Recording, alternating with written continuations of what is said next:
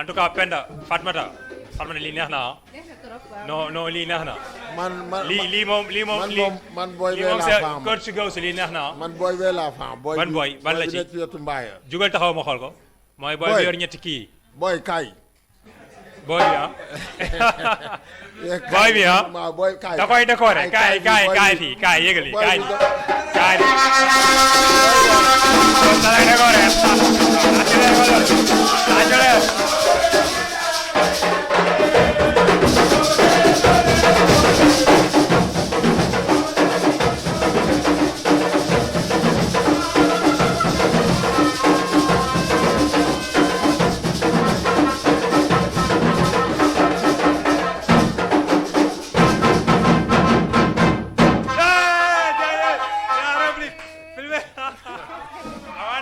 merci beaucoup gis nga moom kër ci góosu naka li ambiance am yëpp mi ngi xool booy waaw bu muy def waaw franchement li ngay def boo ko mënee dafa neex gisoo Fatmata li muy def bu koy wax day neex dafay bës la voilà fubal kat la woon mais Ousmane neex na quand même avec la 12e gaynde non vraiment neex ñi kay autorité dañoo wax rek ñu yóbbu leen jour final yóbbu leen waaw noonu la ñu war a def vraiment mais Fatmata lii moom c'est autre chose quoi waaw neex na trop xam nga lii lépp victoire moo ko waral quoi. waaw moo tax nag ñuy ñaanal suñu Lions yi ñu indi fii coupe bi comme ça ambiance bi ñu nekk ci lancé bi rek parce que moom macha allah. non boobaa moom dañ koy décentraliser bu ñu andee coupe bi non xajul fii dañ koy yóbbu xam naa ne place de France ñuy dem wala ñu dem faneen quoi boobaa noonu lay demee mais nag damay bañ mais attention Thiès lañ nekk xamante nañ peut-être ñenn ñi les vrais savent quoi amul problème et c'est Sénégal qui gagne et voilà donc noonu la ay ranco vers les spectateurs rapidement donc ñoom aussi ils ont leur mot à dire parce que tamit dañuy joxe seen point de vue ci match bi nga xamante ne donc amaloon nañ ko tey cet après-midi foofee ca Yaoundé mon frère Ngalandou Diop Ngalandou Ndiaye du moins maa ngi jégalu tey Ngalandou Diop il est absent mais Ngalandou Ndiaye est là Ngalandou donc maa ngi lay nuyu faaw nga jug taxaw tey faaw nga jug taxaw tuuti boo ko defee EDM bi feeñ nga joxe sa point de vue Ngalandou maa ngi lay nuyu ma bàyyi la ak nuyoo les téléspectateurs de Thiès TV.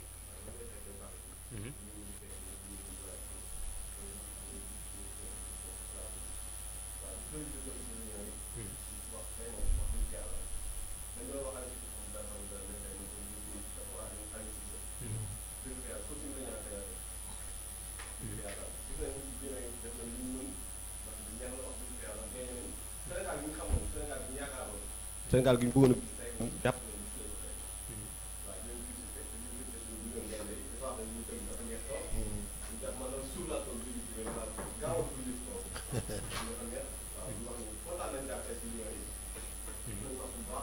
en tout cas tey am nga satisfaction donc sur l'ensemble de la partie tey ci 90 minutes yëpp ci défense bi comportement bi c'est vrai que jël nañu benn but mais aussi on a marqué 3 buts tey sur toutes les lignes am nga ci satisfaction tey bu fekkoon ne am na fan ne jàpp nga ni foofu la ñu war a defaraat tey fan lay doon ci parole. waaw di ko wax comme suñu gànnaam ni mu ko waxee rek ci Gana Gueye ñun Gana Gueye bu Paris Saint-Germain lañu bëgg ñoo gis Gana Gueye boo xam ne day làqu ci ginnaaw ñaan di dafay du jaay déedéet Gana xatar bi ñu ko xamee ak marqué bi lañ bëgg a gis ñun dëgg la nag mi ngi dem muy neex mais Gana Gueye ñu bëgg gis ñun gannaaw wax na ko ñun gisaguñ ko dëgg la nag équipe bi collectif équipe bi mi ngi commencé ñëw équipe bi ça bouge mi ngi jëm kanam comme ni ko Gossou waxee mais comme Gana Gueye bi ñu bëgg a gis ñun lañ gisagul. Gana Gueye daal nga jàpp waaw moom mooy Gana Gueye rek boobu daal Gana Gueye ku yaata kii Kalidou Koulibaly mën nañu tamit lu mu jógee si biir ak tamit Covid beeg effet yooyu noonu garaawul mën nañu ko jégal yooyu noonu mais Gana Gueye il était là tous les jours Gana Gueye bu Paris dañu gisagul waaw. c'est important très très pertinent donc joxal ma micro bi Bachir moo toog sa wet Bachir donc maa ngi lay nuyu ma bàyyi la nga nuyu ak les téléspectateurs. salaamaaleykum mbooloo mi maa ngi leen di nuyu yéen ñëpp ku nekk sa tur ak di ko sant di wax ni tamit 12e gaynde kontaan nañ si ñoom trop parce que lii yombul quoi ñun ñëpp amuñu loolu Sénégal kon kuy def ambiance rek mel ne ñun nga ko defal quoi di remercier coach ak invité yi nga invité yëpp di remercier caméraman yi ndaxte presque tey Thiès gi yëpp ñu ngi seetaan Thiès TV en direct ndax émission bi moom mooy wax sa kaw sa kanam mooy meilleure émission sportive de Thiès ñu ngi ngeen may ñu loxo ñu tàccu gars yi yooyu. merci beaucoup merci beaucoup. mais balaa ngaa plongé ana sa jumelle tey gisuma ko. tey sama jumelle day nelaw quoi dafa xaw a feebar. nee dafa yuuxu bay bëgg a dee quoi. dafa woote woon ne day ñëw bon moom daal mi ngi noonu rek. waaw mooy loolu tey mooy loolu. mais si di tey moom lu ñu mën a wax tey moom man lu ñu mën a wax moom mooy tey moom ñoom tey mooy suñu meilleur match tey békaan bi commencé ba léegi. bokkoon naa si ñi dàq critiquer Aliou Cissé mais tey moom vraiment moom coaching gagnant lañ am fii nii. ah oui. mais leen rek laa doon mën a souligner quoi après Gana Gueye bu ñu bëggee am Gana Gueye comme bu ñu naan gis Paris Saint-Germain parce que match yëpp gisaguñ Gana Gueye da ko waroon def teg ci banc bi benn punition bu ndaw rek deuxième mi-temps mu ñëw dugal ko nga xamante ni Gana Gueye dina xam ni carrément li mu doon defu ko mu jéem a améliorer jeu bi mooy loolu foo mu am fit teg Gana Gueye ci banc bi premier mi-temps bi dugal ko deuxième mi-temps pour Gana Gueye mën a ñëw quoi ndax boo xoolee ku mel ni beneen Gueye bi Pape Gueye gis nga bi mu nee ci banc bi au début bi xam na ni bu xeexul du am place dafa xeex milieu défensif la mais offensivement moo mën Gana Gueye moo mën gars yi tamit lu Gana Gueye waroon def offensivement moom moo koy def Kouyaté tamit mu teg ko ci banc bi man doon naa kaas au début mais bi mu duggee tamit wane ni place am mi ngi ci ba léegi peut-être Ismaïla Sarr tamit doon naa xel ñaar quoi pour mooy loolu pour mu blessé waat mooy loolu mais boo xoolee Ismaïla Sarr nga xam ne carrément kii nii bëgg na te tamit bu ñu ko amee nii suñu jeu dina amélioré jàppal deuxième mi-temps bi jàppal na Sadio Mané ndax Sadio Mané premier mi-temps bi dafa joxe li mu am yëpp deuxième mi-temps bi dafa sonn ndax si côté am rek lañu doon joué si côté Saliou Ciss ay yooyu noonu mais deuxième mi-temps bi Ismaïla Sarr duggee changé nañ jeu bi tuuti presque ñun maanaam am nañ suñu attaque bi man bu ñu doon classé xam nañ ni Sadio Mané la ñuy teg Famara Diédhiou ak Ismaïla Sarr man moom défenseur yi bii bi ñu jël moom bii bi yomb na trop si ñun quoi peut-être défenseur au niveau yu toll ni ñoom peut-être bu ñu amee beneen équipe comme ni ko Korsu waxee rek beneen équipe boo xamante ni comme ay Aboubacar ay Salah ay yeneen yooyu noonu dina xaw a métti si ñun quoi comme que bii la ñuy jël beneen yoonee rek maa ngi leen di ñaax ñu gën a prudent mooy loolu su ma doon am daal presque retrouvé nañ suñu équipe à part milieu terrain bi daal laa jeexal quoi parce que Gana Gueye mi ñu naan gis moom ak tey bi ñu gis bokkul quoi wasalaam kontaan naa si yéen. merci beaucoup Bachir joxal ma micro bi fële joxal ma ko Fallou waaw Fallou may ama moom c'est un frère donc pour la première fois tey ñu recevoir ko ci studio bi moom footballeur la footballeur je pense cette année mi ngi doon jouer ASC Pastef la doon jouer Fallou joueur de couloir la très vif nag très percutant waaye joueur bu baax naa ni moom bon après faaw ma régler say affaire Fallou maa ngi lay nuyu ma bàyyi la nga nuyu ak les téléspectateurs yi. merci beaucoup Mbaye merci beaucoup maa ngi nuyu waa 12e Gaïndé di la nuyu yow tamit di nuyu coach Gauss Dramé ce consultant bi ak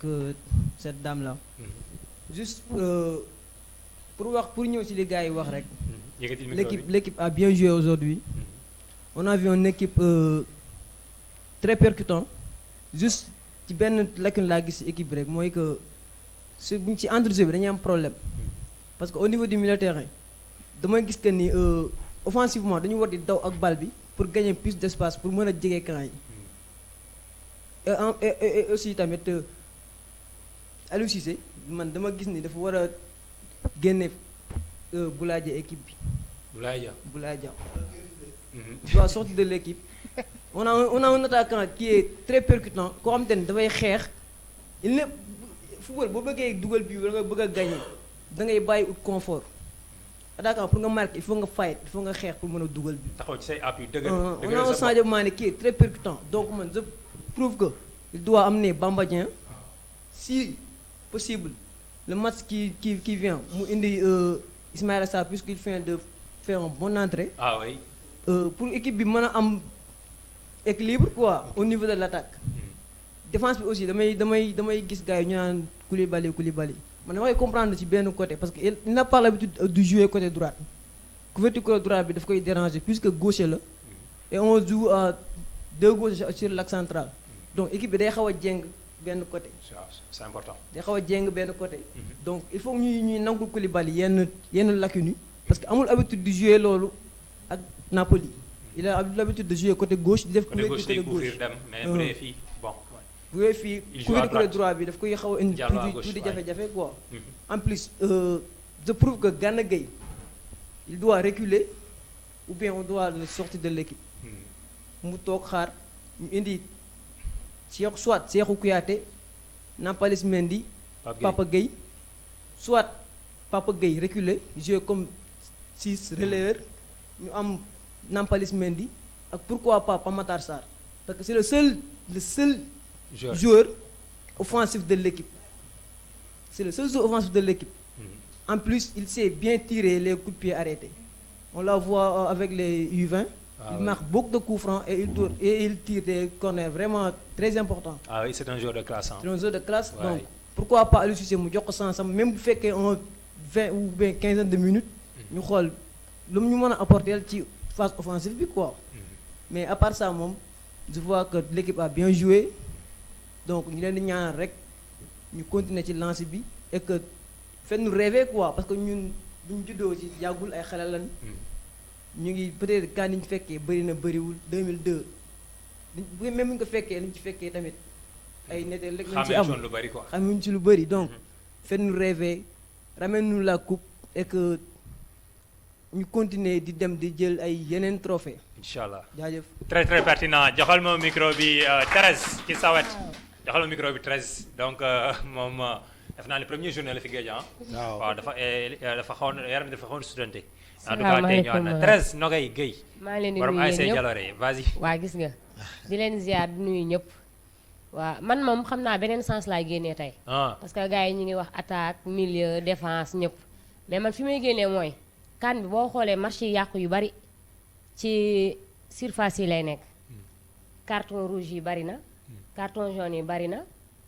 VAR mi ngi fi nañu moytu VAR. parce que dañuy dem gars yi mais tey li ñu gis. mais VAR baax na ci ñun de. mais baax na si ñun baax na si ñun mais jig nañu de. jig nañu VAR bi jig nañu de. waaw VAR jig nañu. baax na daal. ñaari yoon. VAR. VAR jig nañu. VAR jig nañu jigagum nañu. waaw jigagum nañu. mais ci ay matcham ci ay matcham ak ci ay équipe am. ku mel ni Cameroun gis nañu problème yi fi am yëpp boo xoolee équipe yëpp presque boo xoolee am nañu ay cas Covid.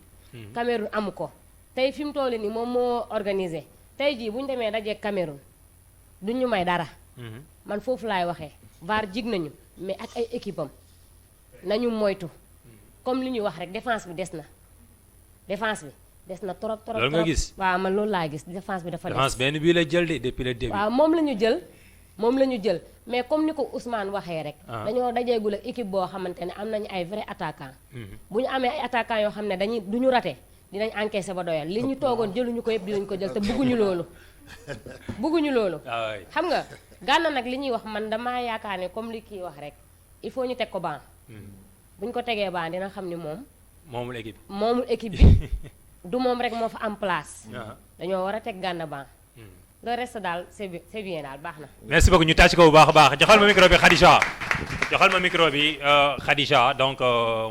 ñu bàyyi la nga joxe sa point de vue jugal taxaw boo defee ñu mën la am cadre bi carrément Khady maa ngi lay nuyu donc ñu xool tey lan nga ñuy andil ci match bi nga xamante ne Lions yi def nañ ko ci kanamu Guinée. bon Mbaye maa ngi lay nuyu di la jaajëfal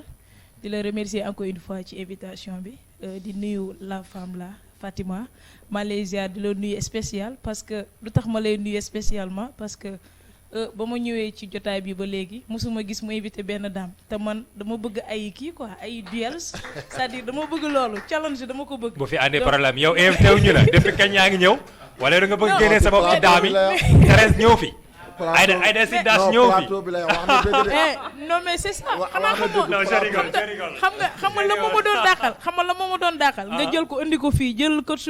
Ousmane teg ko ne man loolu laa bëgg c'est-à-dire muy xool coach Gawsu di ko sànni ay nappante quoi mu xam ni coach Gawsu xam ni savoir bi ma am moom tamit ëppale wu ko donc c'était juste une entre parenthèse di la jaajëfal encore une fois di la encourager ci li ngay def di remercier coach Gawsu di ko ziar coach yoo tamit maa lay nuyu coach Ousmane di jaajëfal tamit les 12e Gaïndé parce que c'est pas évident ñu bëri bëgg nañ lii Thiès TV am lii donc mënuñu lu dul di leen féliciter encore une fois ci liggéey bi nga def yow Mbaye di leen wax ni ca kaw ca kanam rek parce que Sénégal la ñu wax ñun ñëpp ay sénégalais lañu di remercier encore une fois les collègues que je trouve ici ay kii elle est super très elle est super intelligente te xam na li muy wax bu baax grand yow tamit maa ngi lay encourager c'est-à-dire football bi ngay def yaa xam loo ci bëgg yal na la ko borom bi defal sama gars yi maa leen di ziar bu baax bon bref pour ñëwaat ci match bi bon chapeau à Aliou Cissé tey chapeau ngay wax quoi waaw tey damay wax chapeau ndax xam lu tax dafa libre ci li muy def il était stable parce que bàyyi na gars yi ñu jouer xam nga toog naa fii ma ni la Mbaye Aliou Cissé bu bëggee gagner match bi na bàyyi xale yi football nga ne ma lu tax nga wax la man la Famara Diédhiou na ko bàyyi ma football parce que booy bu duggee xam lu muy gis camp bi te c'est pas évident nga gis joueur boo xamante ne aussi talentueux dafa am gabarit c'est-à-dire il est fougueux si li muy def wax nañ ko capitaine u Cameroun bi moom ak Vincent ak kii ñoom ñaar mais charisme impact ñoom ñaar boo lay xoolee da nga xam ne ñi xol la ñuy jouer te jour buy jouer xol kooku moo jar a jàppale parce que moom xol bi xam ma ci ne dugal équipe bi Sénégal moo nekk ci xolam kon donc nañ ko bàyyi mu football beneen bi ci des mooy chapeau encore à Saliou Ciss gis nañu Saliou Ciss ba xam nga posé naa fi question c'est ça xam nga posé naa question fii coach ma ni ko lan moo tax suñuy passe duñ ko xam ma ni lan moo tax suñuy passe duñ ko anticiper mu ne ma parce que suñuy ailier yi c'est-à-dire ci aile bi gars yi duñ ko jëli wala boog c'est ça te gis nañu Saliou Ciss boo xam ne il na beneen jeu il na beneen tactique il na beneen force te loolu lañ doon xaar ci moom Saliou Ciss amul leneen lu ñuy xaar ci moom te tey jii ni prouvé na ko wane na ko donc encore une fois liggéey bi des na gaa mais tout en sachant que ñu ni neen la ñoom nañ jàpp ni ñoom i neen la xam ni fii dara mënu fee réer dara il suffit juste kenn ku nekk mettre sa grain de sel te grain de sel bi moo doon wax tout le temps ci samay wax ñëw na mooy Ismaïla Sarr kooku mooy suñuy grain de sel ñu nangu ko ñu bañ ko c'est lui parce que c'est lui le moteur gis nga ba mu duggee gis nga li mu apporté c'est ça moom xam nga wax nañ ko fii am na benn gaañ bu ko wax mais ñëwul tey mu ne Ismaïla Sarr est-ce que buñ ko dugalee dina ma ne leen Ismaïla Sarr d'accord mën nañoo tâtonner parce que gëj na jouer ci blessure la jógee mais moom xam na psychologiquement li koy xaar ci équipe bi xam na ni amul droit à l'erreur te joueur bi xam ni moom amul droit à l'erreur kooku moo jar a bàyyi xel te am na potentiel bi xale la ñeme na ko le cas de Pape Gueye xale la mais xam na li muy def ci terrain bi bu duggee ci terrain doo xam ni kii xale la xam la ngay xam booy biy jouer ci bal te loolu la xam day fubal amul yoonam newul ci kii mag la un pas la expérience et tout ça moom il joue pour lui et il joue pour son équipe te c'est ça qui est important ñu bàyyi xel ni équipe bi mi ngi doog a commencer man damay wax ni équipe bi mi ngi doog a commencer comme ni ko coach Gauss waxee parce que waxoon na ko fii mu ne moom équipe bii raam moo ko gënal ma ni ko équipe bii raam waa baax na man de ragal naa tuuti ñu naan équipe boo naan saret rek lay jël man de bu yàggee est-ce que duñu ne tamit équipe bi mi ngi wàcc saret mu nga jëm ci kalando comprendre fi may waxee c'est-à-dire il faut que ñu ñeme duel te ñeme duel bi léegi lay commencer les Burkinabé la physiquement match bi fi laa ko waxee encore une fois physique moo koy gagné am fit ñeme duel kese nappante bi ci kii ci vestiaire la. Kodi sa bakkan. c'est ça foofu laa lay xoolee napp la nga dugg ci biir terrain bi nga ñëw tëb mu ni ma xool bala ngay tëb laay tëb yow affaire bi fit la ak jom. c'est important fu la fayda xam nga donc le reste ñu ñaan yàlla que le meilleur gagne mais que le meilleur soit nous les Sénégalais ñoon loolu la ñuy ñaan yàlla juste ngeen baal ma juste le cas de de Idrissa Gana Gueye mais Idi c'est-à-dire man dama ni li muy prouver c'est l'excès te excès baaxul joueur doo tout le temps ngay joxe excès te moom dafay joxe excès de confiance c'est ça donc loolu moo tax man je vais rejoindre ce que ma collègue a dit pour dire que il faut que ñu rocc ko tuuti il faut que ñu génnee ko tuuti teg ko ci banc bi mais Pape Matar Sarr mais xale bi na ko bàyyi mu jouer na bàyyi booy bi jouer gis nga ñun suñuy coup d'arrêt yëpp ñuy jouer ba kaan bi commencé ba fii amul kenn ku ko exploiter amul kenn rek moo koy def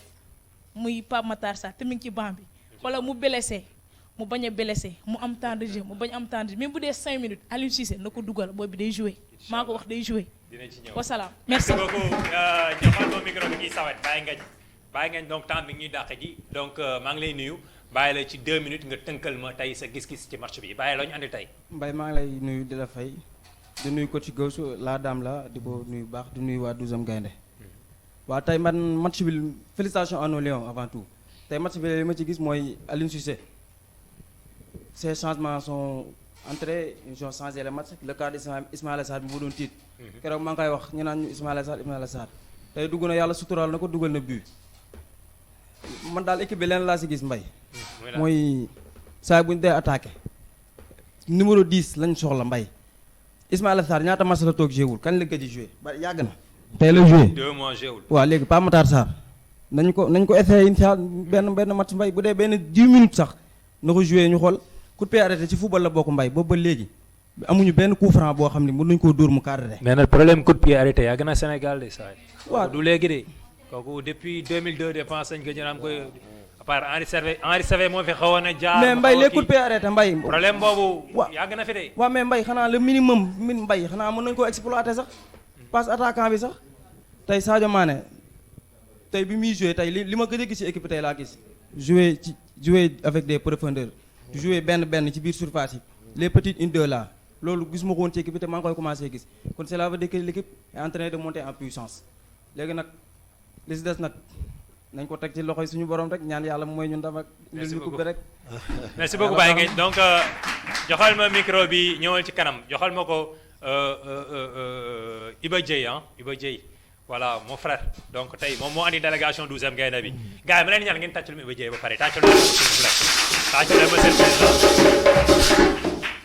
merci beaucoup tey moom ça fait plaisir ma jàkkaarloo ak yow moom damay am mbégte di jàkkaarloo ak moom même bu dul lii même bu dul lii voilà donc jàmbaar la Thiès ñëpp nangul nañ ko loolu gis taxawaay bi mu am ci tàggat yaram bi rawatina football bi donc tey mën nañ wax ni war nañ ko décorer Thiès war na ko décorer ci benn journée décorer les anciens sportifs ak ñi nga xamante ne ñi ngi contribuer bu baax ci tàggat yaram bi te moom mi kenn ëppalewu ko ci Dieye maa ngi lay nuyu tey di am mbégte ci mobilisation bi ñu defal andil ñu ci studio bi yaa ngi en direct ci Thiès TV ma bàyyi la donc nga nuyoog Thiès waay nuyoog ñi ngi fi fekk daal di ñàkk nag peut-être nga joxe sa point de vue ci match bi. waaw salaamaaleykum Mbaye Papa Ji maa ngi lay nuyu bu baax di la gërëm di la sant di nuyu aussi téléspectateurs yi nga xamante ni ñi ngi seetaan Thiès TV di nuyu aussi sa invité yi muy coach Gawsu di nuyu aussi suma grand frère Ousmane Sow di nuyu aussi dame bi nga invité muy Fatima je crois di ko nuyu di nuyu aussi caméraman yi di nuyu aussi waa 12e Gaïndé bu Thiès bi nga xamante ni ñoom lay àndal fu ñuy dem ci animation ci match et tout ça ñoom lay àndal chaque jour donc di wax que ni aussi fii ñi ngi fi nekk parce que dañu am suñu ndigalu kilifa muy le président Issa Laye bi nga xamante ni moom mooy le président du 12e Gaïndé au niveau national à l'instant que je vous parle mi ngi au Cameroun nekk foofu di ñu représenter avec suñu yeneen frères yi ak sœurs yi yu 12e Gaïndé di ñu représenter dignement donc ñun aussi dañuy am contentement ci invitation bi nga xamante ni moom la ñu Thiès TV defal donc parce que boo xoolee Thiès histoire 12e Gaïndé yàgg na parce que 12e Gaïndé bi mu sosoo léegi avant ñuy juddu la ñun mais tey lii ñu ngi koy doog a gis Thiès kon donc du ñu jaajëfal lu dul télé bi nga xamante ni moo ñu jox opportunité ñuy mën a exprimer wu à travers tout le monde à travers si Sénégal fépp dans le monde entier di leen wax mention spéciale donc ñun nag ay supporters lañ te supporters ñun du ñu def ay analyse du ñu critiquer du ñu def dara ñun suñu rôle mooy galvaniser les joueurs di accompagner joueurs yi bu défaite amee ñu ànd ak ñoom bu victoire amee ñu ànd ak ñoom mais victoire lañ gën a bëgg kon donc tey dañuy wax mention spéciale au Lion mention spéciale au staff mention spéciale au coach Aline Cissé mention spéciale aussi au 12e Gaïndé yi nga xamante ni ñi ngi foofu nekk fa di ñu représenter dignement donc match bi nag neex na parce que ñun victoire rek lañ bëgg moo ñu ñor ndax victoire bu amul ndënd yi du génn te ndënd yi ñun dañuy bëgg muy génn saa su ne kon moo tax di ñaanal Lions yi fi ñu dem match yi di ñëw di leen wax nañ leen gën a galvaniser jàppale leen xam nga ñaanal leen ñu mën a ñaan ñu mën a def lu ñu mënti def ñu mën a indi ndam li fii nga xamante ni ñun ñëpp moom la ñuy xaar merci beaucoup. en tout cas kontaan nañ ñu tàccaat ko bu baax a baax merci beaucoup donc joxal ma micro bi capitaine bato bi. tey ñu xool lan la ñuy andil Mbaye Buzz Mbaye maa ngi lay nuyu. Mbaye Papa Ji maa ngi lay fay. waaw kaay faa nga génn kaay. non man ak dama am benn nattu quoi. saa yu may dégg tuuti rek yow ñëwal ma lay seen. saa yu may dégg damay xaw a weex nag quoi. waaw taxawal na taxawal na. waaw Mbaye Papa Ji maa ngi lay fay. maa ngi lay nuyu. waaw man moom maa ngi nuyu ñëpp. di nuyu Nogoy Khadija waa 12e Gaïndé Iba Dieye Cheikh Bey. baw ma kenn Ngala ak Fallou waaw baw ma kenn di nuyu Kosu ak kii. Gawsu ak kii. Ousmane Sow ak kii. waaw dama xaw a stressé wu nag quoi. lu tax nga stressé wu. Pape Matar Sarr Zuyul foofu moom dama koy ñaan Iba Dieye tuuti quoi man dama doon support loolu day am quoi. xam nga nit mën nga dëkkat moom loolu day am quoi des fois yére sax da nga am yére boo xam ne da nga koy bëgg. des fois loolu da nga am choix bi nga xam ne yére bii da nga koy bëgg. te sa choix boobu la. waaw sama choix pour man Pape Matar Sarr man moom avant génération foot loolu la quoi. waaw moo tax bu suyewul un peu de stress dans mon cœur. yaa ma gën a xam quoi man noonu laay supporter Manchester dama demoon bi ñu jouewul Lingard dama tapé paasu Manchester ni pourquoi Lingard ne joue pas. waa ji nee na dafa waa ji attends waa ji nee na mi ngi may message neen dafa bëgg gis Mbaye déguisement bi loolu la bëgg gis loolu la Mbaye kaay taxaw ni kaay defal ka face caméra bële xool kaay bu taxaw sama kanam da ngay poussé wet tuuti acca demal loo très bien gars yi vas-y Mbaye kaay ni attends xam nga instant bi sama baat dafa dee tuyuxuma yooyu yëpp stress dama koy def vraiment waaw loolu lépp stress dama koy def quoi xam nga nag man mënuma foofu dama koy ñaan Iba Dieye tuuti quoi ndax chaque jour sax su ma nekkee ci yenn milieu yi di dem bay wax daal ma noppil supporter nga damay noppi ndax moom sama kilifa la lu bari defal na ma ko këyit sama quarante bi ma ko amee këyit gi ma ko defaree à cause de Iba Dieye moo ma defaral këyitu juddu à l'âge de 24 ans laa joog a amee 40 yaa may dégg mais le problème qui se pose man mënuma comprendre Pape Matar Sarr nekk équipe nationale mënut a football quoi man dama jaaxal quoi. ba léegi nii kaa la ma def quoi kaa la ma def ñu dem ay ñam mus yooyu quoi yére sax des fois nga denc ko ci batan des fois nga ni yére bi sax mooy xen denc xaaral ma génn ko weer ko naaj bi bu tàngee ma sol ko mais ba kañ Pape Matar Sarr ba kañ. man Pape Matar Sarr fayuma mënuma may loo xam ne peut-être awma ko gaa sama boy la xama rek yooyu noonu quoi ma yàgg koo topp di ko seetaan naan ko yaay sama jour leneen quoi yaa ma gën a xam mais man Aliou Cissé ma yoroon numéro am billaahi wal kitaab dama koy woo boo koy doo koy bu ma ko dinaa woo sama téléphone ba keroog ma koy jot ba àpp naa ko ci 1753 milliards téléphone dinaa ko woo dama koy jot di ko Aliou Cissé lan moo tax Pape Matar Sarr mun def football loolu dama koy wax même bu coupe d'Europe bi Angleterre demee sans Lingard dama ni man pour man duñ gagné quoi noonu laa mel ndax munoo liy gagné munoo boo ko wàccee sa dëkk dem doo gagné quoi gis nga animation bi ni mu neexee. boo ci génne woon cung mi léegi day feeñ. ah bon waaw. oui comme ni ko su xoolee booy mu neex ko mu am satisfaction yëkkati xaalis may ko Pape Matar Sarr noonu la mel ci man. mun naa jël 50 000 sax yu ma moomul jëndale ko ay dàll ñu ko solo loolu day am quoi loolu man munuma dara man Modou Lo mooy sama mbër suy bëree jaral na maa xëm noonu laa mel man noonu laay supporter le problème qui se pose nag damay remercier équipe nationale ñëpp joueurs yi maa ngi leen di remercier ñëpp daal maa ngi leen di remercier. non man daal joueurs yi laa wax maa ngi leen di remercier ak Aliou Cissé jour la. bokk ci waaw tey maa ngi koy remercier quoi encore une fois maa ngi koy remercier xam nga di remercier ñëpp bawuma kenn cat ba cat. mais tey d'accord nga ci li mu teg. non li mu kii teg bi maanaam système de jeu bi. xamal tey démb gis naa la ci réseaux sociaux yi ngay génne ay say WM nga xaw ma nu mu demee. W non football dama ne chaque fois mun naa cee def W mun naa cee def X. waaw football mun naa cee bind alphabet classement football noonu mu tege mun naa cee bind alphabet loolu yàlla moo koy def quoi jànguma mais yoolu yàlla moo ma ko may mun naa cee bind alphabet A B C D E F lépp dama ko ciy bind mais le problème qui se pose man loolu donc laa bëgg quoi fu ne nag lancé naa fa message pour mu dem ci Aliou Cissé pourquoi Pape Matar Sarr ne joue pas loolu moo ma jéem quoi xam nga yóbbu bal bi muy dem far di dem di xuus di xaaj ay mën na ko jël sax mais ko benn 5 minutes 2 heures wala 7 minutes 2 heures wala 15 minutes wala 10 minutes. yaa ngi yokk de. waaw non damay yokk di doxaan sax dafa am système par exemple ngay doxaan ngeen indil ko benn système mun la système boobu baaxul mais da ngay dem toogaat 2 jours 3 jours indiwaat beneen système non système xam nga des fois ngay doxaan gel ni ko yow dama laa bëgg xam nga aw ma gel yàlla def xam nga ma gis leen ni rek lii ma lay wax sax musuma ko wax jigéen wala loolu baaxul ngay dem trouver beneen solution waaw nag mënuma bay xam nga gis nan ni ñun la nen ak nen lii du nen loolu ci boo yàggee soxor lay nuru quoi équipe noonu naan mënut a gagné mooy corriger naan équipe bi lii gi nekk lii man la benn cas dong laa am ci équipe nationale benn cas donc Pape Matar Sarr joué loolu donc mooy sama cas. mais final ba lay joué final ba. non ku joué wul fa match de préparation. football match de poule. football huitième football quart de finale est-ce que di nga football final est-ce que tiro bi sax dina ko dugal man damaa dem ci Pape Matar Sarr ni ko est-ce que mënoo changer booy bi nationalité. boobu ko Sierra Leone wala feneen ak feneen. ëpp naa dem. fekkee loolu am na quoi et puis tamit Sénégal daa doon pays boo xam ni pays football la quoi parce que kees boo xoolee joueurs yu bari ñoo ngi Thiès tëdd di nelaw quoi man ni may gisee nii dama lay wax ça c'est intéressant pour moi pour man joueurs Sénégal 11 départ yi ñaari Thiès waa dañ ci war a bokk titulaire man gis na ba ma xamee ni Habib Diallo max yi nii du titulaire du tey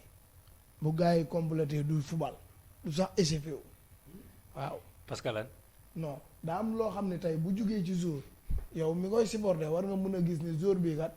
style bii nekkatul ci moom quoi mais Habib Diallo comme Habib Diallo daaw ak daaw géej loolu noonu gisuñu ko ci moom ren bu ko Aliou Cissé tegee ba duñ ci kaas. mais le problème qui se pose ki mu dugalul gisuñu fëtam. gisuñu mu passé à côté. kooku la ñuy wax ci ay waxam quoi waaw man noonu laa mel quoi masa yoon fu ma dem dama fay gis waa Thiès ñuy yëngal di bëm di zëmbale man noonu laa mel quoi ndax si quelqu'un tu peux ton compter empêche ton destin. ragal féete day xañ a wërsëg. waaw quand un petit enfant qui danse bien ton mère se trappe les épaules. te cumbulir bu neexee nday jàpp ca mbagg ya waaw encore une fois nag man mënuma critiquer quoi ndax y a beaucoup de stress ma visage ma oreille ma cœur même ma quartier mooy loolu quoi Pape Matar Sarr joué wul sa jour bi joué wul xamoon nañ du joué xamul dara Nampalys Mendy jour bu amul club moo ko tee football loolu moo ma metti quoi man damaa sonn li ma lay wax nii boo ma gisee keroog ni ma fiy toll ak léegi. bokkul non vraiment quoi waaw Coupe d'Afrique bi mu commencé ba tey damaa rongé wu. koo koy may. waaw di ko may waa Thiès waa Dakar Xombal Laañaar Pout Ourossogui Bambey Matam maa ngi koy may ñëpp quoi parce que léegi chaque jour damay dégg ñaari proverbe ngeen koy wax quoi. muy lan te xaw ma lan la quoi ma bëgg ngeen leeral ma ko ndax dama koy wax feneen falwaar ak percutant muy dégg ngeen koy wax rek te xaw ma ko. percutant waaw. Fatmata tontu ko ci loolu nee na le mot percutant ça signifie quoi. percussion la wax percutant. percutant ak lan. ak falwaar ça signifie quoi. góor si pareel ko loolu nee na loolu lay laaj. waaw di ko may sama yaay rek di ko may ñëpp di ko may ñëpp waaw encore yi man daal ñi ma ko bëgg a may ñëpp waa Kanzemi mu xaju fi quoi. mais ko bindoon sax mais oui ma liir mais Mbaye tey waxoo ci Mbaye waxoo tey ci EDN la tudd EDN waaw maa ngi bëggee ñëpp EDN Daaru Minam daal ñoo ngi leen koy may yéen borom 16 anglaise yéen ñëpp waaw Iba Dieye wutal na ma kayitu juddu Thiès damaa bëgg autorité mais ma kii passeport ma dem Cameroun même moo fa defee 30 secondes sax Aliou Cissé pourquoi pas Matar Sarr ne joue pas loolu tax kenn du la yóbbu ma yóbbu waaw maa ngi koy may ñëpp barke yàlla sama xol neexul tey boo ma gisee sax galaj bi ak doom ni may doon doomu jóol dama réer quoi bu gars yi awee góos ma aw yoonu fee mooy loolu moo tax tey Daaru Minam daal ñoo ngi leen koy may xam nga encore une fois borom 16 anglaise yi yu baax yi ñi nga xam ne. mais Mbaye ETS Daaru Minam lu tax nga taamu chaise anglaise bi rek. waaw foofu lépp lay jaay ay. man nag naa la xamal ñaar de billaay wal kitaab ba ma doon may oto. billaay may ma néeg ba amul douche dama naan la bëri semblance à toilette. waaw Touba sax bu may dem Touba damay wut du néeg boo xam day ànd ak wanag néew ma ci buuxante yooyu noonu daal. waaw di ko may waa EDN Daaru Minam. ETS Daaru Minam xam nga encore une fois ñi nga xam ne dañuy dem Dakar am envie ñoom seen pression faaw ñu dem Dakar jëndi fa ay bagages c'est anglaise jarul dem Dakar lamp neewo lamp biaxanal jarul dem Dakar ETS Daaru Minam fii la nekk c'est anglaise am na marque yëpp am na Nike am na Adidas am na Cemp am Under am Mercuria lépp waaw ñu ngi leen koy may sama dëkku maam Xombal Ourossogui Bambey Njung bawuma kenn at sama mbokki mbëri xam ne cere ju nara lamb koñ ba njënd ko dee leen ma ci desalal sonn naa. gaa yi tàcc ko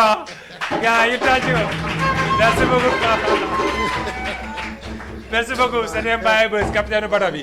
tey gis nga tey dafa sonn te neen dafay stressé wu mais toujours égal à lui-même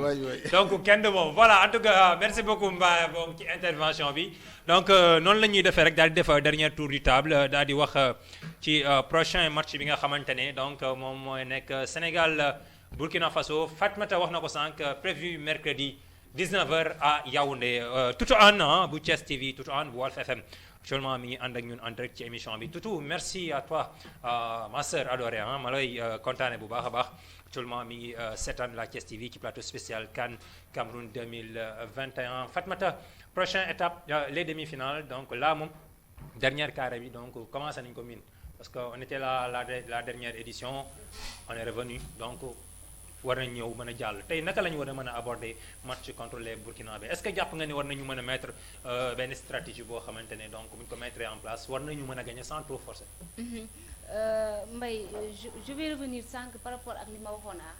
je pense que ni Burkina Faso bi ñuy taseel c'est un Burkina Faso bi nga xam ne ni Bertrand Traoré sera présent Bayo sera présent et ñoom ñaar ils combinent très très très bien donc faudra bien bàyyi ci xel ci côté parce que dañu am vitesse. ils sont trop rapides ba pare bali dañ koy yóbbu ci kaw. ñoom il suffit ñu def appel rek bali da leen di fekk ci kaw ba pare dañuy ça veut dire ils te font jouer te ñun amuñu problème ak équipe boo xam ne day ñëw di jouer amuñu problème boobu xam nga ban problème bi ñuy am mooy équipe bi nga xam ne day ñëw taxaw. def bloc bas. problème boobu la ñuy am parce que duñ ci mën a génne à 100% ça veut dire duñu mën a produire benn jeu bi nga xam ne dañuy dem de l'avant ba pare ça nous permet de marquer des buts. Alors que Burkina Faso nag c'est une équipe ba nga xam ne il a du mérite. bu ñëwee ba nekk fii de war a football ak Sénégal. quart de autant pour moi demi-finale. c'est pas une équipe bi nga xam ne dafa produire jeu boo xam ne war ko indi foofu. peut-être ñun la ñuy xaar donc ñun ñoo produire woon jeu bi nga xam ne ñun ñëpp ça veut dire ñëpp ñu ngi xaar pour ñu jouer boobu jeu boobu noonu. on a commencé une CAN ba nga xam ne timidement lañ ko commencé de fur et à mesure ñu ngi produire du jeu et que voilà mais bon Burkina Faso faudra faire très très très attention par rapport à ça seen attaque bi parce que dañu am rapidité donc voilà li may wax Aliou Cissé rek mooy que ni bu ñu focaliser wu trop tamit ci défense bi ba tax na équipe bi da leen di xaw a coincé parce que tey Aliou Cissé man je peux dire que ni nanguwul ça veut dire lii problème mooy du jël ay risques tey bu footballowul Pape Matar Sarr peut-être loolu ci la bokk parce que Pape Matar Sarr doo ko teg fii ne ko yemal fii ça veut dire moom day dugg ci biir surface yi. électron libre waaw day dem doy waaw day dem donc te moom Aliou Cissé ku ko xam-xam ne système am offensif ça veut défensivement lay jouer il ne joue pas ci côté offensif beeg yooyu noonu donc du coup nag problème boobu lay am ak souvent je peux dire que souvent si ay genre ñu mel ni genre Pape Gueye kii nu mu tudd sax Pape Matar Sarr donc nag pour mën a duggal ay buts je pense que ni il faut jël ay risques. aller de l'avant essayer de marquer des buts bien vrai que tamit tout à fait sóoraale suñu défense mais suñu défense je peux dire que ni su dee Koulibaly il est à 100% Diallo il est à 100% amul dara lu ñuy craindre waaw parce que Mendy ku ko xam ne ne il est le meilleur gardien du monde. waaw dans ce cas mën nañu ko wax tey Koulibaly bu nekkee à son meilleur niveau. Mendy mën na teg caayinam ci camp. c'est ça teg bara dem di attaquer. donc am na ñuy faral di wax loolu. waaw donc loolu rek mën na man je peux dire que ni suñ ñëwee su Burkina Faso ñëwee football c'est match boo xam ne ñun dañ ciy génn la on va la gagner facilement. waaw su ñëwee nag def bloc bas ça va être très difficile pour le Sénégal. c'est important très très pertinent nee na il faut que coach bi nangu jël ay risques di utiliser benn milieu offensif de métier à l'occurrence Pape Matar Sarr loolu la wax. défensivement tamit il faudra être costaud pour pouvoir s'en sortir contre les étalons du Burkina Faso coach comment naka la ñu war a mën a aborder match demi-finale bi nga xamante ne match capital yi nekk pour Sénégal gagné nga ko dem nga demi-finale yaa ngi ci dernier escalier bi. waaw ça sera un match très très buy laaj mental bu fort. Ensuite il faudrait que ñu jouer tam ak suñu esprit bu ñu yamale ci cadre sport parce que on sera agressé on sera provoqué. léegi nag li ci des mooy j'ai vu certains joueurs de l'équipe nationale yu am benn caractère boo xam ne suñu waxtaanul ak ñoom ils peuvent passer à côté comme Matar kii le Pape Gueye. je l'ai vu ci match bi tey joueur bi gaañ ko arbitre bi tiré coup franc carton joueur bi ñëw di ko nuyu mu pousse loxoom. c'est énervé quoi. c'est énervé même waa ji li muy def bu fekkee ni gëmu ko sax da lay jaay àddina bul ko nangu. nuyu ko mu jeex te yow la nga ne ci mais wane na ni moom il est énervé bon te kooku dina jël coup yu ëpp yooyu ci contre Burkina Faso te déjà amoon na carton jaune bon su meree répliquer wala mu def jël benn comportement bi rek day porter préjudice. mais je pense que aussi tamit c'est un professionnel. parce que gis naa et puis préparé nañ leen ci wàllu bu ni mel peut-être tamit par moment yëfi nit la def. je pense tamit gars yi duñ ko bàyyi ci loolu. non gis naa ci mi-temps bi Kalidou ku lëng ko di wax ak moom xam naa ni ci loolu la doon wax ak moom parce que xam nga réaction bi dafay xaw a brutal pour nga def ko da ngay dugg ci jéyee ba pare kenn dootu ko mën a régler alors il faut de ñoom ñu xam ne le match de contre Burkina c'est un match boo xam ne dafay laaj mental bu fort non seulement il faut être très résistant mais aussi il faudrait nga mën a dëgër ba pare xam li ngay wuti parce que ñoom déstabilisation rek la ñuy wut jéem a déstabiliser équipe bu Sénégal pour ensuite jéem a jaay ci yenn faay yi dem dugal fay bi maintenant pour ça il faut d'abord ñu waxtaan ak xale yi d'abord ba ñu xam ni ki ñuy fubalal dafa néew doole ci seen kanam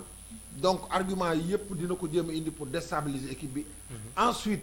man match bi li ma ci gis dama yaakaar ni il faut ñu fubal ko ci ñaari facette ban ak ban dans un premier temps il faut ñu football ak suñu bloc d'équipe seet ñoom lu ñu indi su fekkee ñun suñu bloc d'équipe bi li ñu ko teg fii mi ngi ciy génn ñu continuer su fekkee ni li ñu ko teg génnu ci ñu indi beneen façon football mooy d'abord il faut ñu am équipe boo xam ni day attaquer et maintenant pour ñu attaquer tam le système bi ñuy football tamit day concerner ñëpp défense milieu attaque bon il faut passer par les couloirs il faut jouer dans les intervalles et à un certain niveau tamit il faut ñu football mu gaaw bu ñu ajee bloc d'équipe bi rek ba pare les plus dangereux il faut qu'on les surveille problème bi nekkul ci bàyyi waa ji ñu passe ko bal bi ngay dellu ginnaaw ba mu jël ko ba dugg bal bi ci sa surface nga bëgg koo marqué foofu c'est un danger boo ko laalee ñu tirer penalty tu es obligé bu defee yenn kii nga bàyyi ko mu dem donc il faut équipe bi d'abord ñu aj ko ba pare ñu marqué surtout point d'attaque équipe adverse bi ba pare tamit ci biir jeu bi ñu jouer mu gaaw parce que li may wax rek ñun bu ñu leen songee ñoom ñuy lijjanti ni ñuy def ba duñu leen dugal bii mais ñoon duñu xalaatu dugali bii mais suñu leen mayee espace ñu jouer mais ça pose problème te ñun aussi à un certain moment suñu milieu de terrain day am errement bi mooy dañuy perte bal bi il faut d'abord ñu marqué ji mais dañuy taxaw di xaar mais je suis d'accord que ñu def un marquage de zone mais marquage de zone ñetti nit day marqué 5 personnes mais ci taxawaay yi la ak fan la ñuy taxaw loolu c'est un travail qu'il faut faire parce que football day toll un moment il faut nga def marquage de zone day toll moment boo il faut nga def marquage mixte mais loolu nag su ko joueur bi xamul ban situation lay defee marquage de zone ak ban situation lay defee marquage mixte dina réer ci taxawaayam te bu boobaa beneen équipe bi da koy exploiter je sais que ce sera un match boo xam ni tactiquement Sénégal mën na ci wékku gagné ko mais pour mu dékku leen il faut que l'équipe du Sénégal soit très physique parce que loolu lañ koy indil dañu daw dinañ mbëkkante bon dinañ leen provoquer yooyu nag il faut du répondant pour ñu mën cee génn ci loolu c'est important voilà Ousmane prochaine étape les demi-finales face aux étalons du Burkina Faso mercredi à Yaoundé tey naka la ñu war a mën a demee ci match boobu waaw les demi-finales xam nga carré d'as bi 4 équipes yi des yëpp boo seet léegi match ëppale bi lay doon match ëppale bi boo njëkkee si match bi ñu njëkkee ma def ci benn 30 secondes rek mooy Égypte Cameroun bi boo seet xam nga le Cameroun def nañ équipe boo xam ne dañu yàgg indil moom heure bu ñu di xëccoo milieu bi depuis des temps de Rosé Mila wàcc si Patrick Mboma wàcc si Eto'o Fils wàcc si Vincent Aboubacar ñoom chaque fois dañuy ñëw pour jël le meilleur buteur yóbbu ko dem te nii booy seet ñoom ñoo ko yor Égypte booy seet Salah moom temps yi comme tey dafa wane ni moom moo porté Égypte commencé na ko wane ni moom mooy porté Égypte kon match boobu moom ëppali bi mais ñun ak Burkina xam nga tey comme Saliou si ñu ngi koy félicité tey mais mën nañu ko saaga suba waaw parce que Saliou man booy seet da nga dul comprendre moom lan da nga dul comprendre Saliou moom kii professionnel la parce que ni mu fële doo xam yan argument la bëgg a def doo ko xam te client la am nag client la am booy seet Bouna Sarr dafa nekk koo xam ne moom ba muy commencé football ñu xam ne excentré wu ñu transformé ko en latéral booy seet moom li muy monté dafa bari te Burkina seen flèche yi dañu mën a daw tactiquement dañoo baax physiquement dañoo baax mais Sénégal moom booy seet ligne d'attaque bi ñu yor bu ñu fubalee match dugaluñu bii moom léegi kay match ku ëppale bii lay doon man kay li sama joueur bi wax moom xaw a jaaxal Koulibaly il fait partie des plus grands défenseurs du monde. bu amee problème ki à gauche wala à droite là y a problème. Koulibaly warul wala am problème. mais loolu moom je pense warul nekk problème su côté boobu parce que tamit yàgg nañ ko essayé. essayé nañ ko en éliminatoire paire axial boobu yàgg nañ ko teg. donc ñoom tamit loolu aussi tamit bon mi ngi noonu moom Pape Abdou Diallo je pense les éliminatoires lu mu bon joué nañ li nga xamante ne moom mooy def nañ fi lu mu bon ñaar wala ñetti match loolu mën nañ ko wax ci côté boobu aussi mu nekk très très pertinent donc je pense bien agsi nañ donc ci cappaandaw gi noonu laay bàyyi Fatmata wala Gawsu donc ñu joxe seen mot de la fin ñu tàggatoo ak les téléspectateurs de la Thiès TV coach Gawsu mais Mbaye baal ma de mais dama am question pour coach Gawsu nga baal ma rek parce que gis nañu Sadio Mané boo xamante ne Aliou Cissé côté gauche la ko tegee donc tey jii nii prochain match est-ce que mën nañu xaar mu tegaat ko côté gauche. parce que da koy loolu la koy tegaat sax xam nga lu tax. parce que il se débrouille plus ci côté gauche bi que ay ñeneen ñi ci des. parce que booy seet xam nga boo fekkee da nga am ay ñëpp ñu ay ñaari excentré yoo xam ni ñaar ñëpp du wàcce lañu ngay seet ki nga xam ni moo ëpp qualité technique pour yóbbu ko ci côté gauche te Sadio Mané côté gauche bi li tax muy baax ci moom chaque fois bu crocheté dugg ci milieu intérieur bi. day am camp yi en face de lui. donc avec son pied droit ak son pied droit day mën a dugal. bon loolu ci day bokk ci habilité joueur bi ñu koy defloo soit day jouer ci ñaari tànk wala moom day mën a dugg crochet dugg ci intérieur bi pour mën a envelopper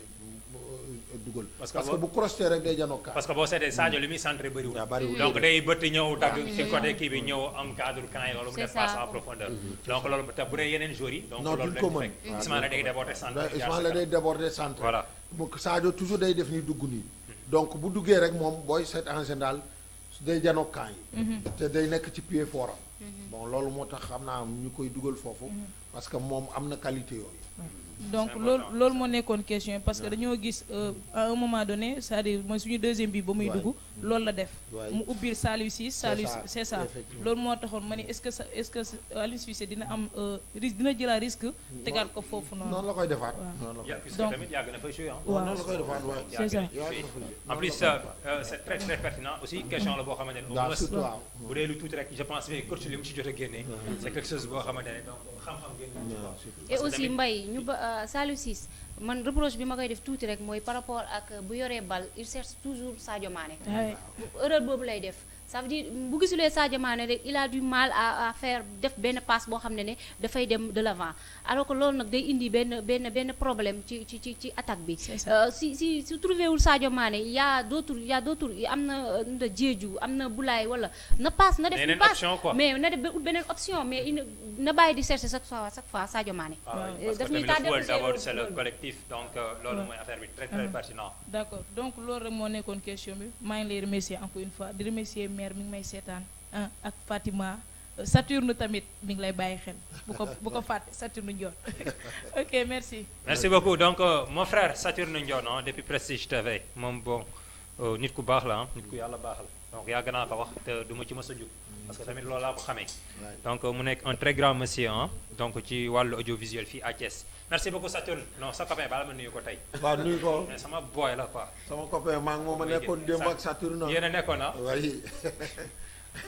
lekk am nga sens quoi am na sens garaawul ok mu koy nuyu doyen Fallou Ndaw également moom noonu la. moom mi ngi noonu daal merci beaucoup donc xam naa nelaw na bu yàgg. voilà donc si noonu laa jaaree Khalifa Fall Père Khalifa ma koy saluer également au passage ba bàyyi nga joxe sa mot de la fin. waaw man sama mot de la fin Mbaye lenn la exhorter tous les Sénégalais ñu ñaanal équipe bi parce que fi ñu toll soxla nañu ñaan pexe bu waaye xam na ko def parce que tam les gars maintenant ça devient très sérieux on est en demi-finale suñ ci rombee finale lañ jëm. on est donc à 2 pas à 1 pas même de la finale bu ci kenn xeeb sa dara ñi mën a ñaan nañu ñaan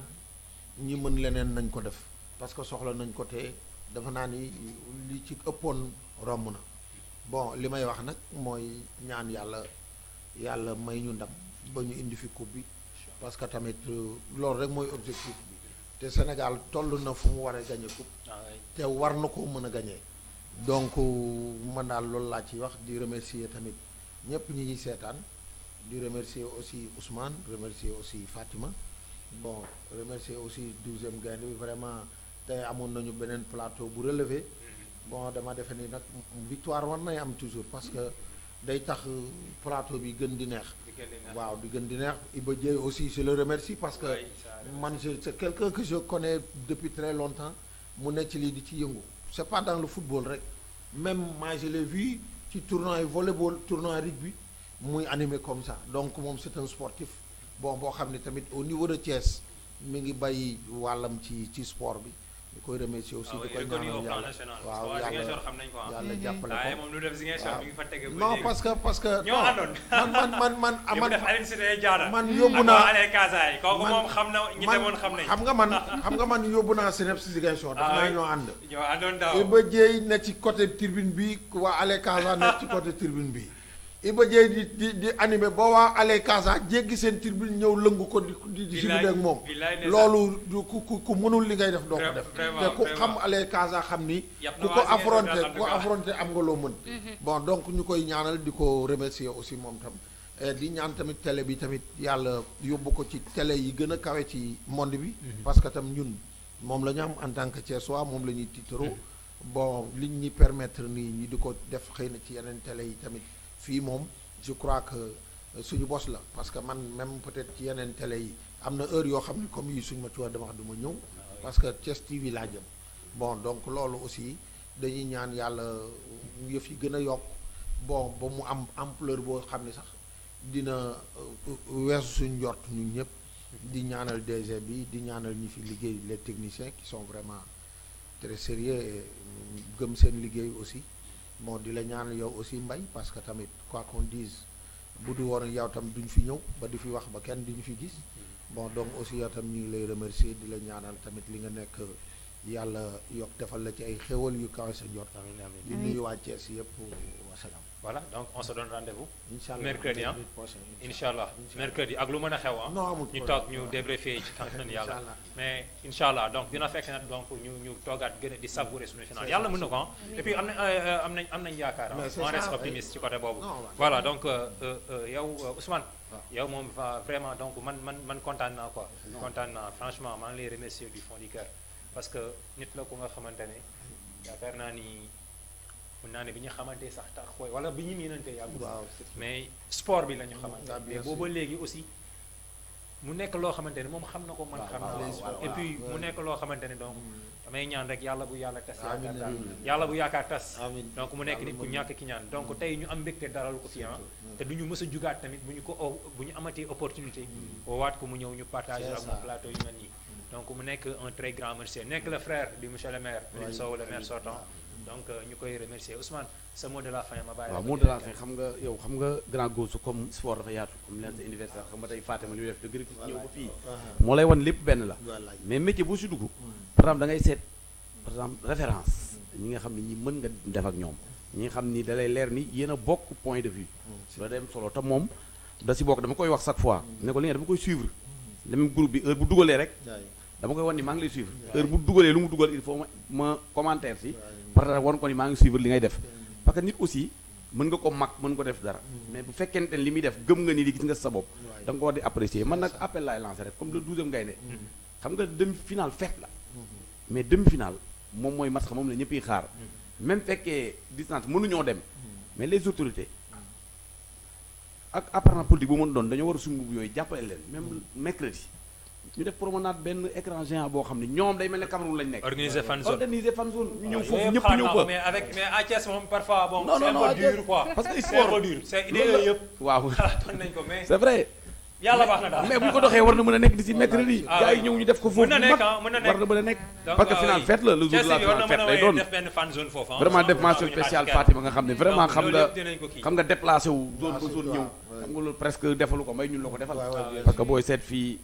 mbay bu fi ñëwee tey ñun lay defal honneur bu fi ñëw def mel ne ñun la ñëwal kon vraiment Fatima mention spéciale di remercier information foot xam nga groupe football yi ngay bokk des fois xam nga li may wax gars yi chaque fois leneen football vécu la sport vécu la amul ay diplôme sportif ak yooyu groupe yi ngay nekk ku nekk indi xalaatam comme ñi tey ku nekk indi sa xalaat parce que football kenn moomu ko looy xool la rek am si benn vision bu baax di ko wax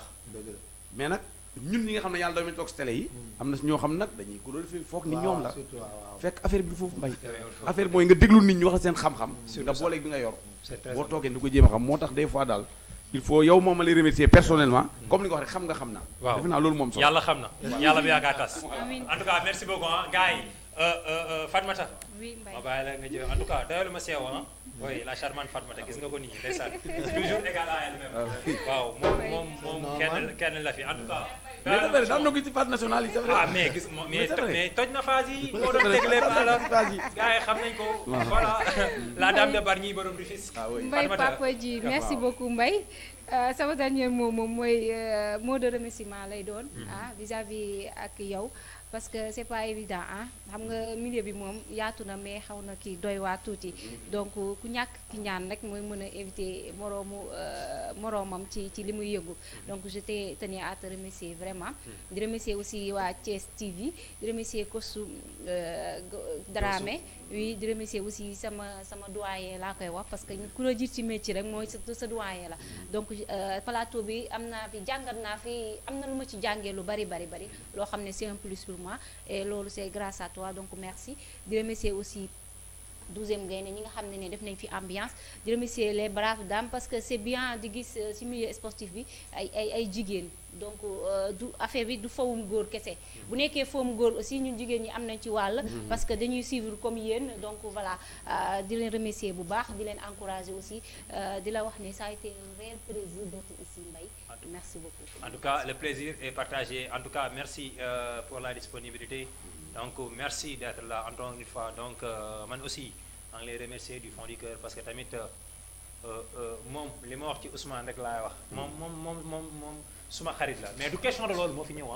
suma xarit la mais loolu taxul mu ñëw fi parce que tamit dégg ngeen ko bu waxee ci football dafa war a wax parce que elle est au diapason xam na li xew barki démb dernière Sénégal Cap-Vert mi ngi doon débriefer le match Sénégal Cap-Vert ak Ndofène Fall xam nga ni tamit Ndofène quelqu'un comme Ndofène kenn du partage ak moom plateau coomo du toog ak moom mi ngi mel ni rek taw parce que tamit xam nga tey mi ngi mel ni ku mel ni gëwsu coomo waaw man moom coomo laa garaaw baal ma accepté mais en tout cas donc pour wax ni donc elle est au diapason xam na li muy wax et puis journaliste sportif la donc mi ngi ci bay waaram encore une fois merci donc ñu lay ñaan mel am na ko àndal fa rek nga koy remercier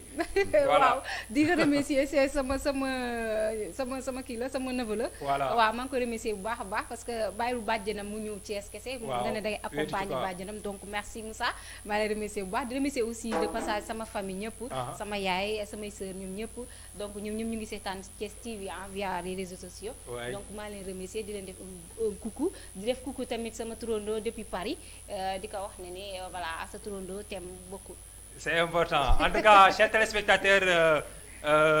lii la ñu leen andiloon tey ci le débrief du match Sénégal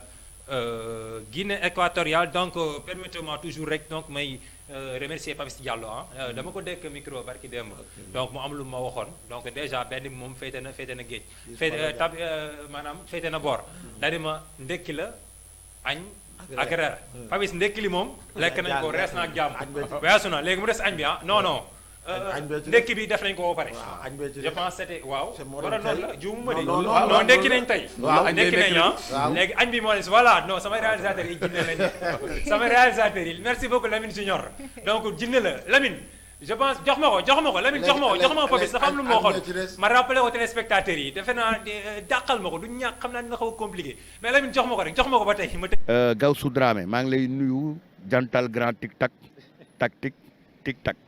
tic tac baax na waaw tic tac baax na Gawsu non il est bon Gawsu est bon mais toi aussi c'est le bon déggal c'est le bon Diallo gars yi tàcc leen ma ko s'il vous plaît tàcc leen ma ko Diallo voilà moom aussi mu nekk ku ñàkk ki ñaan donc dégg nga li mu wax donc moom aussi à chaque fois mi ngi ànd ak ñun plateau bi te nekkul dafay seetaan ñi rek pour la forme donc du mës a jug te du ñu orienté parce que tamit li nga wax rek ku la jiitu ci néeg bu lëndëm moo lay woon fi ngay taxawee te yaakaar naa ni moom ak RTS donc liggéey na fa marqué fa empreinte am Thiès Sénégal donc yàgg na fi def lu nekk donc ma koy remercier moom mi suba normalement 10h30 fa laa war a dem RTS pour débriefing match bi passé bon depuis CAN bi aussi chaque fois bu Sénégal footballé jusqu'au lendemain foofu laay dem ñu def débriefing match bi mu nekk tamit koo xam ni ku mooy li ngay wax rek ku yaatu la di yaatal bon waaju baax la bon même man bu Sénégal de football sax reportage yu RTS may nekk consultant bi te loolu c'est grâce à lui moom sam c'est quelqu'un à remercier Mbaye may ma nuyu sama doom ba ma ñëw leen ma papa boo demee na nga ma nuyu wax sama nuyu ko nag nuyu ko waaw Sidi la tudd Sidi Dramé waaw moom tam maa ngi koy nuyu di ko mi ngi caali di ko may émission bi waaw Sidi tey plateau bi lañ ko jagleel Sidi Dramé maa la koy jagleel bu baax tey moom yow lañu jagleel plateau bi merci beaucoup donc c'est l'occasion également de remercier Youssou Ndiaye moom depuis marché central Youssou Ndiaye un grand sportif moom aussi nekkoon au niveau de la ligue régionale de basketball de Thiès nekkoon le trésorier général mi ngi xamal ni mi ngi saan émission bi Youssou maa ngi lay nuyu bu baax a baax di la kontaanee également di wax ni di remercier surtout sunu Gora Gueye Ndiaye dinaa ci ñëw ci kanam tuuti mais sunu sponsor yi nga xamante ne donc ñoom ñoo ñuy accompagner depuis le début de la compétition ETS Darou Minam marché Moussanté donc ñoom Mbaye wax na ci sànq gis ngeen sport publicitaire bi donc mën ngeen di jokkoo ak ñoom ci 77 539 25 81 wala ba tey 77 703 81 95 ETS Darou Minam kenkaari général bu mag bi nekk foofee ca diwaanu marché Moussanté aussi tamit entreprise bi nga xamante ne moom mooy menuiserie Serigne Saliou Mbacké nekk ay spécialiste ci wàllu matière laminée ñoom également ak à la tête ñu am ci Saliou Faye bi nga xamante ne donc mi ngi def liggéey bu mucc ayib ñoom tamit lépp lu jëm ci ay salon ay chambre à coucher donc lépp loo xamante ne rek donc yu liggéey ci wàllu laminé aussi tamit ñoom ñi ngi fi à Thiès quartier Fayou mën ngeen jokkoo ak ñoom ci 76 577 19 75 merci beaucoup Saliou Faye donc pour la confiance aussi di remercier encore une fois Gora Gueye Ndiaye GGN Couture toujours donc tey chaque fois moom mooy jàppati na ci combat yi cette fois ci tey moo génnaat fi seen gris la andi bu subaa li muy andi moom expert la quoi encore une fois ñu koy remercier moom aussi mi ngi nekk au niveau de marché Moussanté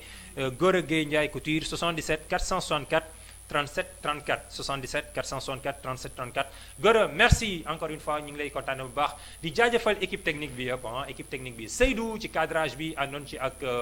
Moussa àndoon ci ak Mohamed également jàpp na ci réalisation bi Lamine Pro également merci pour la réalisation Lamine Junior au niveau de la régie donc gis ngeen affaire yu grave sànq moom moo ko doon génnee ñu remercier ko bu baax a baax di remercier toute l'équipe technique Pape Gueye merci à toi merci également à ki nga xamante ne mooy suñu stagiaires yi ñoom Awa Fall madame Mbangue ñoom ñëpp ñu leen di remercier bu baax a baax Pape Sylla merci El Hadj Wade merci Toutouane merci excellente suite des programmes à toutes et à tous on se donne rendez-vous mercredi même heure sur la Thiès TV merci à vous chers respect donc dañuy ànd ak 12e Gaïndé ñoom ñooy tëj ñu def dernière ambiance tëjee ko émission bi Iba bu baaxee ñu dem ayca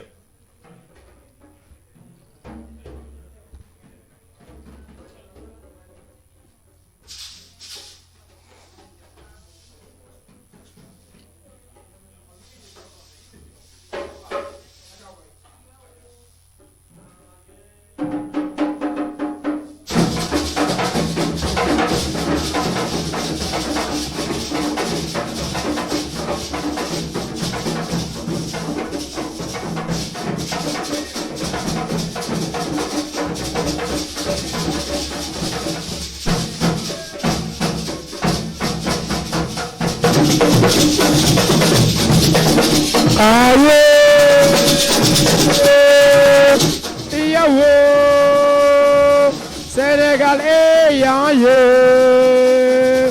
Sénégal di continent aywa aywa aywa aye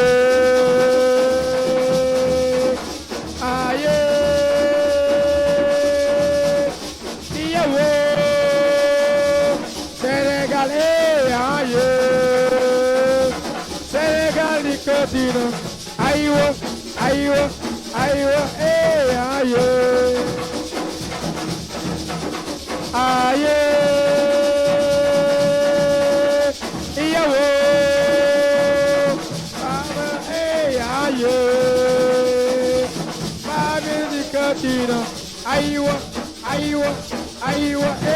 aye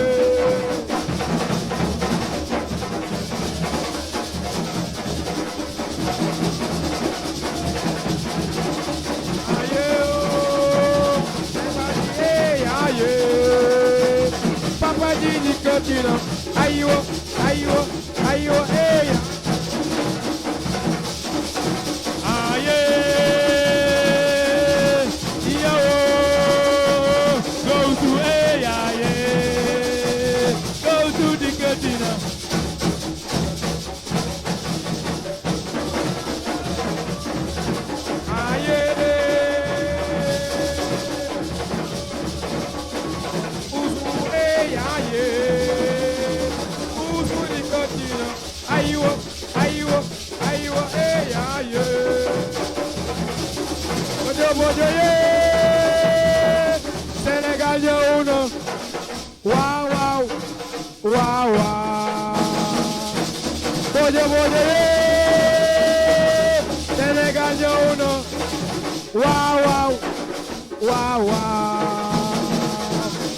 bojo bojo yeah. Sénégal ñëw na.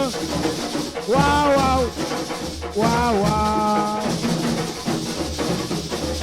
Doole doole doole. Doole Sénégal tey gënte. Doole doole doole. Doole Sénégal tey gënte. Doole doole doole. Doole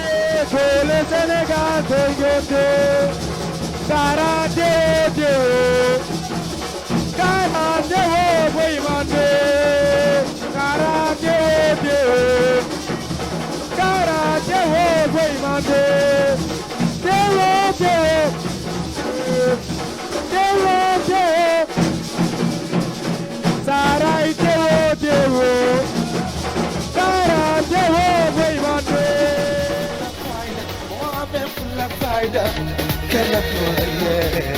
La 33e édition de la Coupe d'Afrique des Nations de football Cameroun 2022. Du 9 janvier au 6 février, ah oui, c'est la messe du football africain.